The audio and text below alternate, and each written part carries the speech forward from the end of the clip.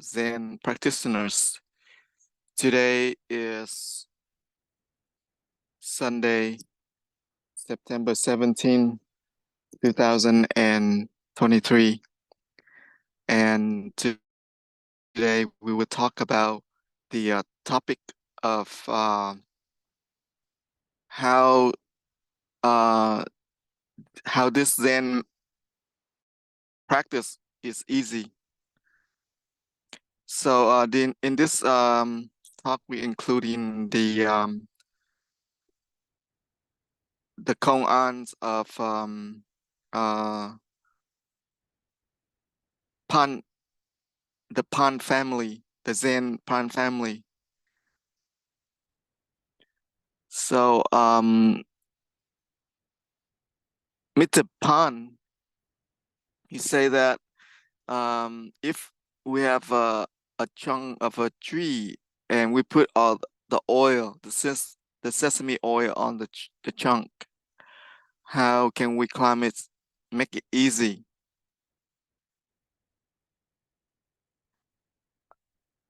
And it seemed like difficult, but Mrs. Pan say it's easy. And the Pan's daughter, she say that not too bad. If it's hungry, eat, and if it's thirsty, drink. And so this is the Pan's Koan. So when we practice this method from awakening, from doubt, great doubt to awakening.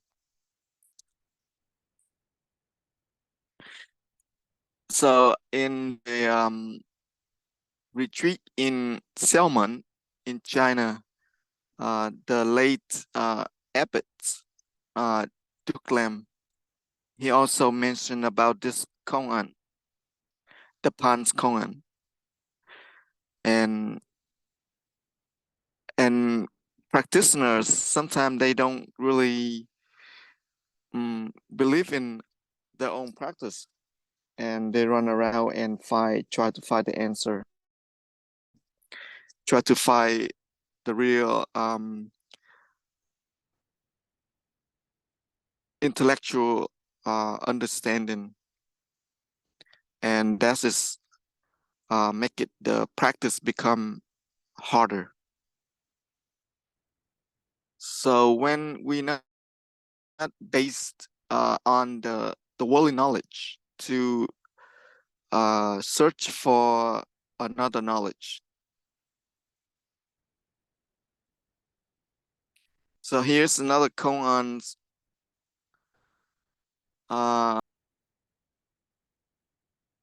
So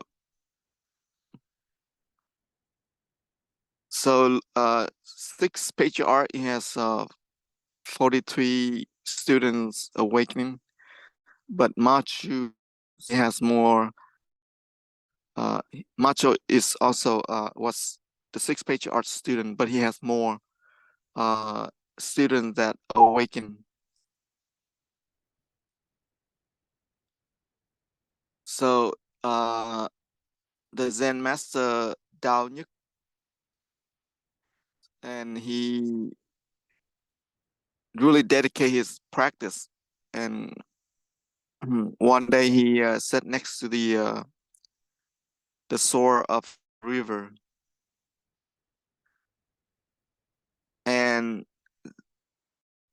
Zen master Ma Chu knew that this practitioner Dao Nhức, and he would become a very master Ma Chu. He came by next to his student Dao Nhức, and he used a piece of rock and he carved on the ground from day one and to the many days later. And this disciple, you know, came with doubt and say, what happened to this, teacher? Why he came and make this piece of rock sound on the ground. And he asked his teacher, what are you doing? He said, I am trying to make this piece of rock become a jewel. And he said, that's impossible. And they have a conversation about his practice. And and Zen Master Ma Chu, so ask him the practice, and his students say that I'm stuck. And then he said, how can I move and forward, basically? And the Zen Master Ma Chu say, if the boo, cart, and if the cart gets stuck, you're gonna beat the cart, or and right there, uh, his disciple taken. So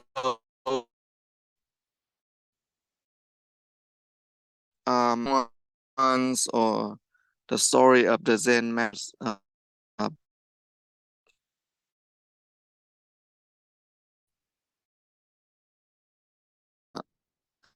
this, use the words. So that's why we have to leave the words.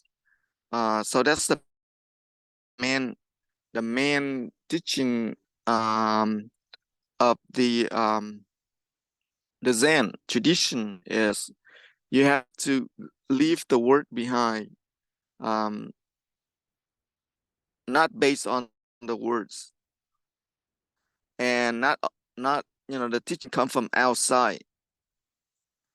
So that way, you can experience the awakening. So that's the foundation teaching of the Zen.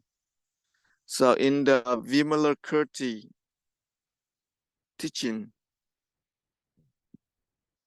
the teaching of Vimalakirti is basically help practitioners, to leave the duality without saying.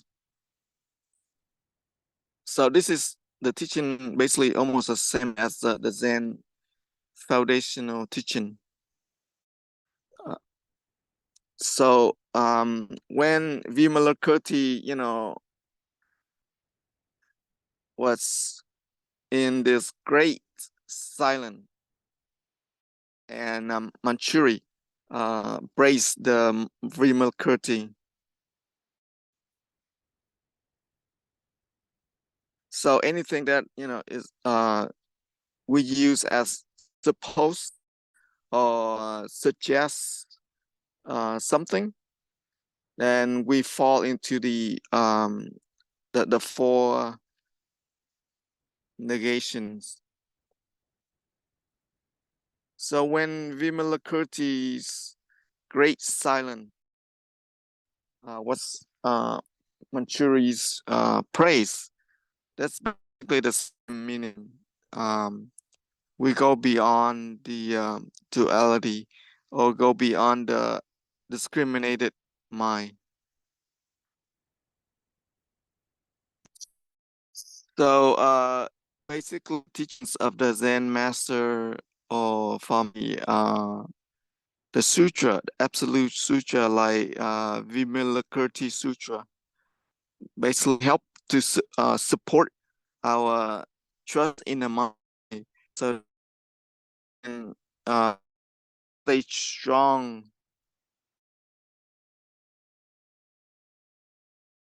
uh, raise the doubts. So therefore, Zen master Sui Yuan he say that our Huato is just like a king. So we use a king to walk when we are not strong. So we keep going until our legs, become stronger. Then we let go the king. So same thing with the Huato practice. We keep asking the question until we experience the great doubt. Reach a great doubt, we're going to leave the Huato question behind. So when we able to experience this, we go beyond the words, we go beyond the concepts.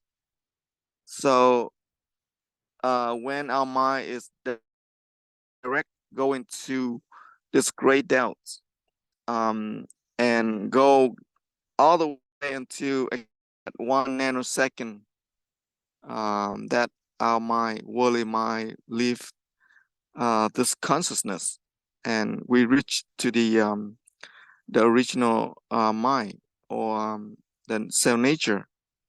So when we continue with this practice, when we go beyond, then we're not going to experience it's easy or hard. It's go beyond easy and hard. We use the discriminate, in the um the duality, and when our mind is going to distinguish between easy and hard. So this is our discussion for today, between the practice easy and hard. So right now, if you have any questions or comments, please raise your hand. Namo Sakyamuni Buddha. Ms. Kim Ying, please go ahead. Namo Sakyamuni Buddha. Dear Tay, dear nuns, and our Dharma friends, I would like to ask this question for my Dharma friend, so that you can explain to them. So I would like to read it. In the question teaching, so when we live in a community together, practice, including the monastics and the lay practitioners together, and we both increasing, maybe having friction when we have some conflicts with each other in the Sangha. This is gonna increase into our Sangha.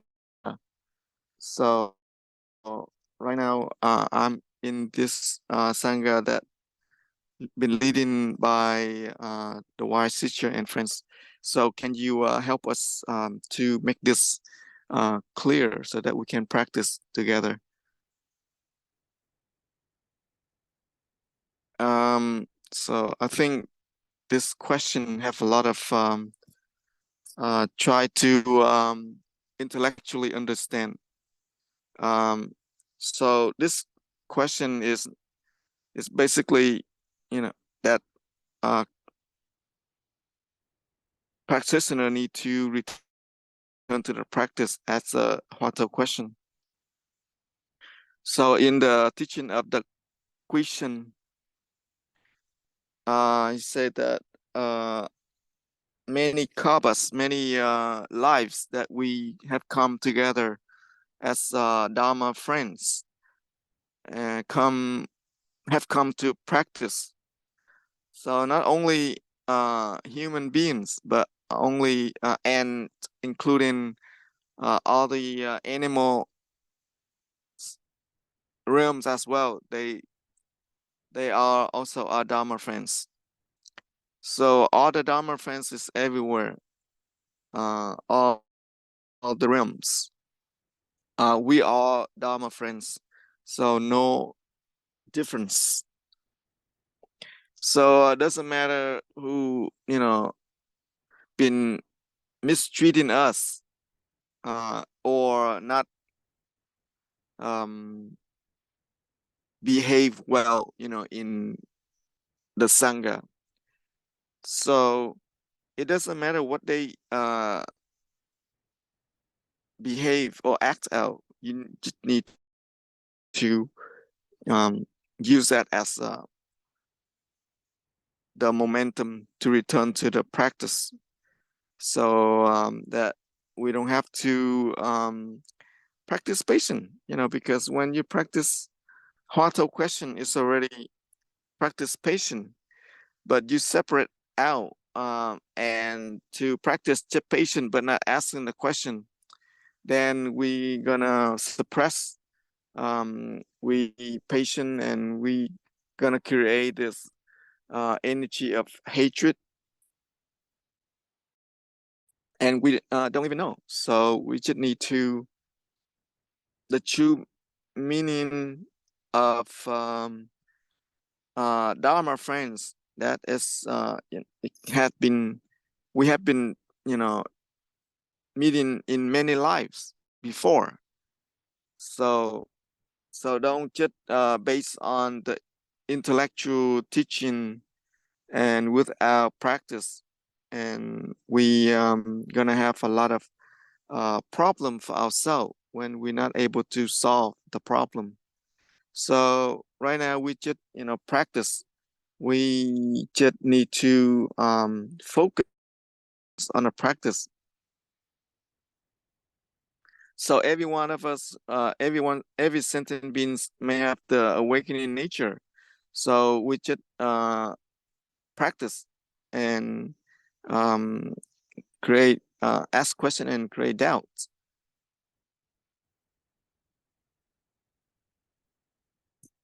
So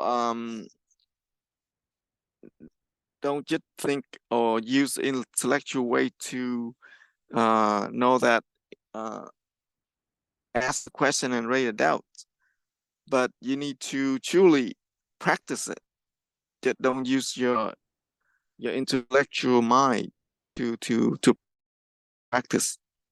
So when you practice that, then we gonna ride on a path of the patriarchs want us to. So did it make sense?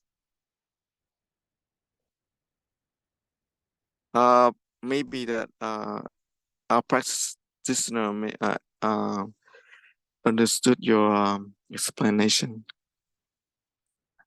So Miss Mỹ Vân, Namo Sakyamuni Buddha, dear Thầy, dear nuns and our Zen practitioners. So can you explain to me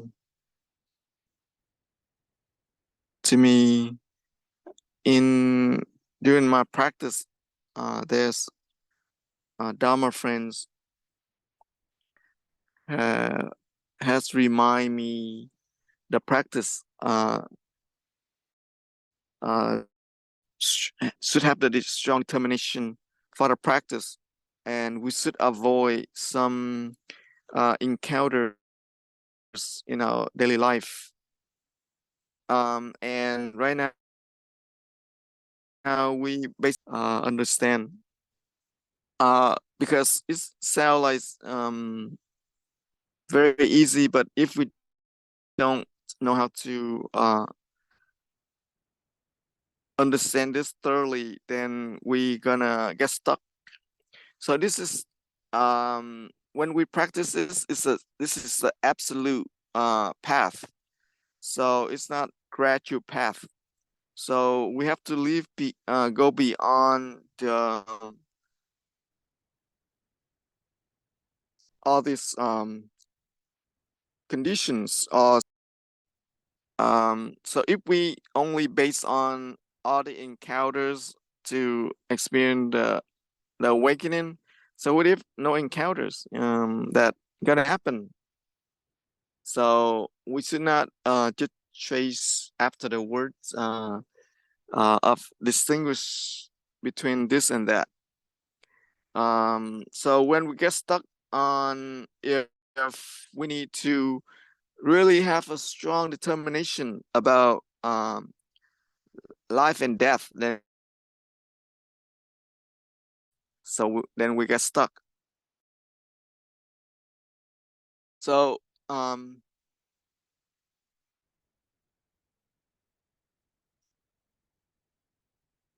so if we, as long we trust in the mind, like Zen Master Poson, he said that if you have 10% of doubt, then you're gonna have, I mean, great doubt, then you're gonna have 10% of awakening.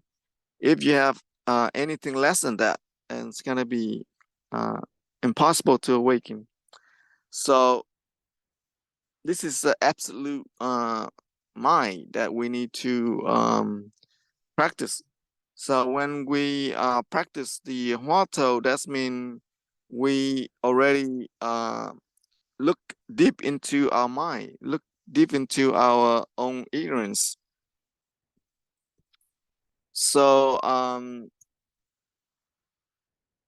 we should not, try to avoid or not avoid. So when we face with our life, with a lot of conditions and encounters, that doesn't matter. Uh, so the Sikh patriarch say that everyday life, our mind, is inter interact with other things, but our mind, is still able to experience as it. So that's the nature. But because of our thinking mind, keep comes up and create other problems. So this is always, a problem for practitioners, because we keep distinguish between um, all the discursive thoughts and all the sleepiness, all the quietness. So we keep, distinguish between this and that all the time, and then we including the affliction. We have to encounter affliction, and we encounter our physical feelings, and we experience, heart attack and or high blood pressure and so on. So all this experience, in inside, mentally and physically, um, that doesn't matter. We just, keep going, because if we get stuck, distinguish this and that, then we're gonna waste our time. If we fall wherever we fall, that's where we're gonna stand up. We just keep going. We're not gonna run away and avoid it. The condition. The Zen master uh lead the teaching, this novice monk. He raised this novice monk in a mountain. So this novice monk, he's has been living with his master in the mountain for nearly 20 years. So he only knows his master. Other than that, he never seen anyone before. So all after these years, he the master, he took his novice monk down to the town, uh, and he asked, uh, this young lady in the town, say, what is it?